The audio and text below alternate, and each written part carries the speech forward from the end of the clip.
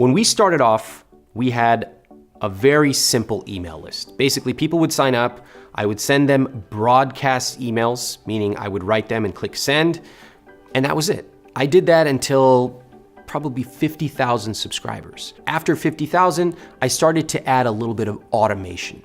So when you would sign up, you would get an autoresponder that basically would say, welcome to my list, here's what you can find, talk to you tomorrow. And there might be 3 or 4 pre-written emails in that list. That's called an autoresponder. Over time, we actually built our email marketing systems to be much more sophisticated. So now we can tell where you're coming from, what you're interested in. We can tell what you're wearing right now. I'm just kidding, we can't tell that, I wish. But we can tell a lot of stuff, and our systems are dynamic. I'll tell you the exact companies that I would use, but I just want to emphasize something. We have this principle in Zero to Launch, which we call, don't try to be 40 before you're 40. And this refers back to when I was a 21-year-old kid thinking about what car to buy. You know, I was like, should I buy a Mercedes? And I'm like, what the hell am I doing? Who's gonna drive a Mercedes at age 21? And also, where do you go from there? Why am I buying this car? I don't need it. It's stupid. So I hear a lot of people saying, Ramit, you use Infusionsoft or Responses. Shouldn't I use it?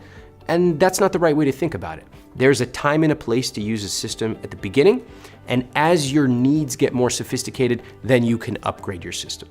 Okay, so if it were me starting off today, I would start off with MailChimp or Aweber. Both of them are great. They're really simple to use. You type in, your content and click send and it goes. They also have great automation systems, so you can set up autoresponders, and even to some extent, you can make it a little bit dynamic. That's cool. Honestly, I would stick with them for as long as possible.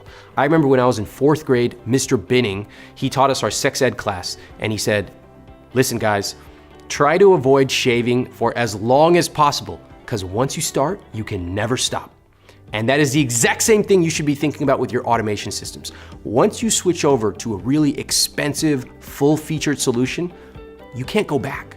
So stay on the simple system for as long as you can.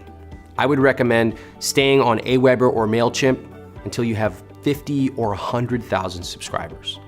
After that, one day you're gonna wake up and say, hey, I really need to add some more automation. I'm reaching the limits. I'm losing sales because I can't do XYZ feature. At that point, you can look at a little bit more sophisticated solution. The next level would be something like Infusionsoft or Entreport, and those are very sophisticated. We have people who full-time work on our Infusionsoft implementation. So it can get pretty expensive pretty quickly. So keep that in mind. There's a cost to going up in complexity. But of course, we can do a lot more sophisticated things. I would recommend sticking with them, between 100,000 to about 1 million, you're gonna be great with any of those systems. And then beyond that, you're really talking about the big boys. You're talking about GetResponse, Responses, etc. And that's when you really have multiple engineers focused specifically on that ESP or email service provider. So with all that stuff I just told you, basic message, start simple, stick with it for as long as possible. If I were starting out today, I would use Aweber or MailChimp, and I would milk that for as long as I could. Hope this helps.